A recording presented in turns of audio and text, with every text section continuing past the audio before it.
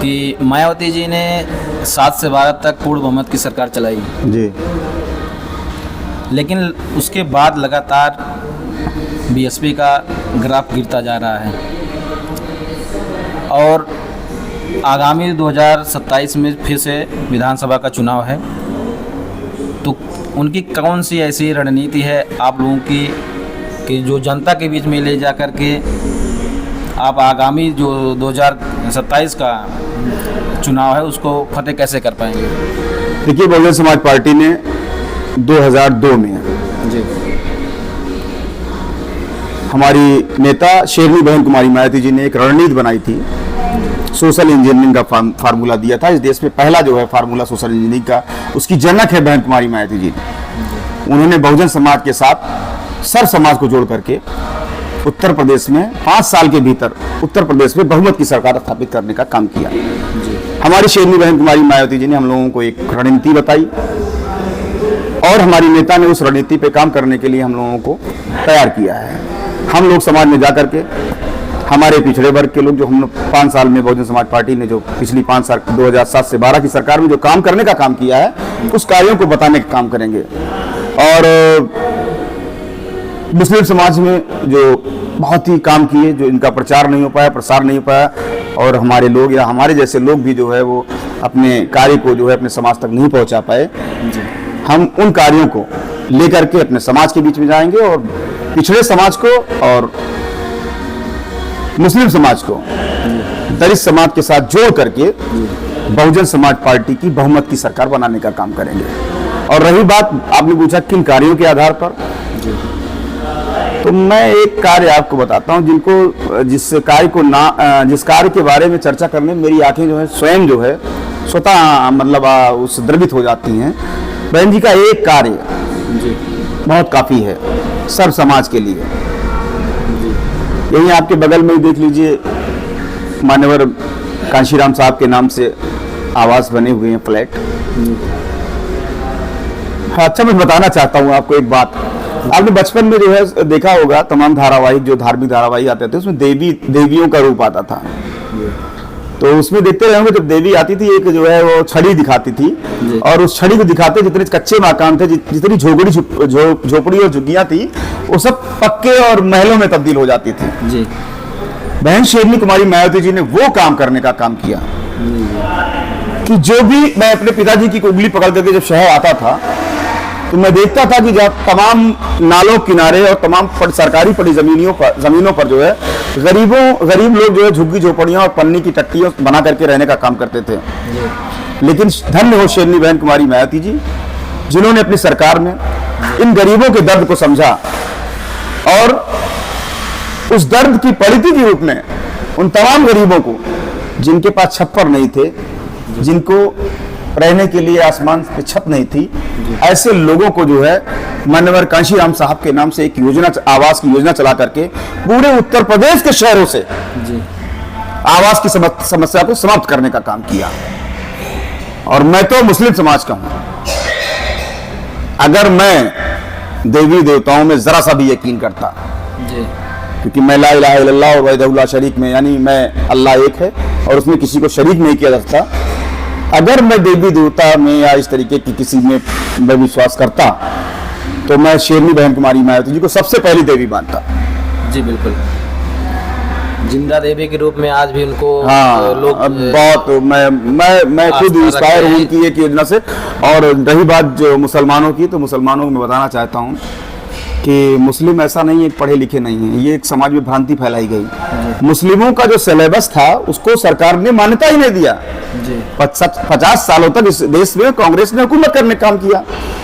30% हिस्सेदारी, सरकारी हिस्सेदारी वाली बिरादरी को, जमात को 1.5% लाखा करने का काम किया कांग्रेस ने। और उसके बाद समाजवादी पार्टी और जनता दल, सेकुलर दलों की सरकार रही, उसमें हमारी आबादी को 3% से 1.5% ला करके खड़ा करने का काम किया। और शेरनी बहन कुमारी मायावती जी ने, जब हमारे ऊपर एक बहुत बड़ा ब्लेम लग रहा था कि मदरसों में आतंकवादी पढ़ते हैं, उस समय शेरनी बहन कुमारी मायावती जी ने अपने सरकार में उन्होंने कुछ भाषण नहीं दिया, बल्कि उन्होंने एक ऐसा काम करके किया जिससे मुसलमानों से ये दाग हमेशा हमेशा के लिए हट गया। उन्होंने तमाम अपनी सरकार में जो ये मदरसे थे जिनकी डिग्रियां जो है लेकर के लोग जो है चपरासी की भी नौकरी नहीं पा सकते थे, ऐसे मदरसों को जो है एडेड करके ऐसे मदरसों के लिए मदरसा बोर्ड बना करके उन्होंने उनकी डिग्रियों को जो है high school, intermediate, CBSE, ICSE board के बराबर, यूपी बोर्ड के बराबर मान्यता देकर के मुस्लिम समाज के उन बच्चों को जो हाफिज, कारी, आलिम, मौलवी, मुंशी की डिग्री लेकर के चपरासी और होमगार्ड की भर्ती नहीं दे सकते थे, ऐसे लोगों की सर्टिफिकेट को मान्यता देकर के शेरनी बहन कुमारी मायावती जी ने उनको पुलिस, बाबू, हेड क्लर्क और यहां तक कि आईएएस और देश की सर्वोच्च नौकरी, सर्वसम्मानित नौकरी आईएएस और पीसीएस पे बैठने का सौभाग्य हासिल करने का सौभाग्य देने का काम किया। इसलिए हम बहन कुमारी मायावती जी को मानते हैं।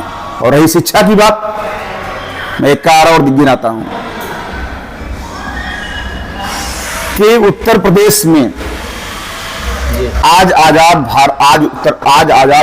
भारत के उत्तर प्रदेश के राज्य में मैं मानता हूं कि पूरे विश्व की शेरनी बहन कुमारी मायावती जी ऐसी मुख्यमंत्री हैं 5 साल में जिन्होंने तमाम दबे कुचले मजलूमों को, वंचित समाज को, वंचित तबके को, वंचित मोहल्लों और पुरुषों को 500 मीटर में प्राइमरी की शिक्षा व्यवस्था उपलब्ध कराने का काम किया। 5000 से अधिक प्राइमरी स्कूल खोलने का काम किया। अगर कभी भी देश में शिक्षा के मामले में, प्राइमरी शिक्षा के मामले में अगर कभी भी जो है वो नोबेल पुरस्कार देने की बात आएगी तो वो शेरनी बहन कुमारी मायावती जी के हिस्से में जाएगा। ये काम करने का काम किया। कामों की लिस्ट बहुत लंबी है, फेरिस्त बहुत लंबी है, कभी आप फुर्सत में मिलेंगे चर्चा होगी। लेकिन विरोधी पार्टियां जैसे समाजवादी कांग्रेस, ये सारी जो पार्टियां हैं ये तो बीजेपी का डर दिखा के आके आपके समाज का वोट तो जो है हासिल कर लेते हैं।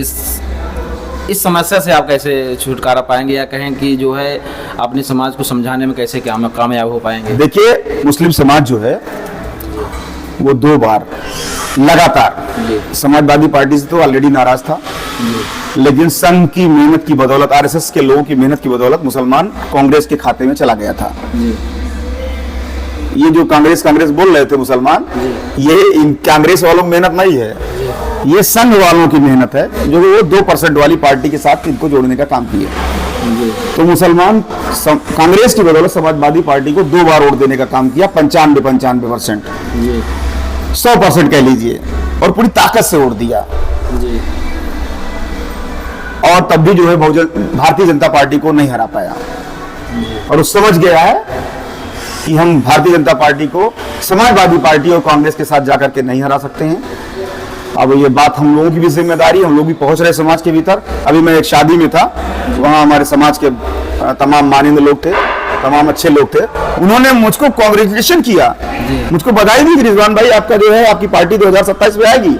और उन्होंने मुझको ये बात बताने का काम किया कि अब जो है समाजवादी पार्टी जो है वो नहीं हरा सकती। ये तो सही बात है, 27 में तख्ता पलट होगा एकदम श्योर। अरे देखिए, ये बात तो पूछने की बात नहीं है। जब बहन कुमारी मायावती जी ने कह दिया, हमारी मुखिया ने, कि सरकार बनाएंगे तो सरकार बनाएंगे, और बहुजन समाज पार्टी का एक एक कार्यकर्ता इसके लिए दृढ़ संकल्पित है, और वो जोश और खरोश के साथ जो है इस ताकत के साथ जुड़ गया है कि अब उत्तर प्रदेश में सरकार बनानी है और अपनी मुखिया शेरनी बहन कुमारी मायावती जी को 5वीं बार मुख्यमंत्री बनाना है।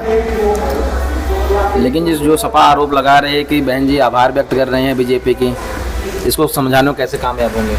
देखिए, ये समाजवादी पार्टी के पेड लोग कर रहे हैं ऐसा, जो विकल्प के अभाव में, जैसे विकल्प कुछ का अभाव हो गया था साल 2 साल में, विकल्प के अभाव में मुस्लिम समाज के जो लोग समाजवादी पार्टी में जाकर के कुछ छुड़वैया नेता बन गए थे, वो लोग इस तरीके की बात कर रहे हैं। समाज इस तरीके की बात नहीं कर रहा है। समाज समझ रहा है कि अगर कोई काम करेगा, अगर जिलाधिकारी यहाँ कोई काम करेगा सत्ता में, तो उसका आभार हम व्यक्त करेंगे।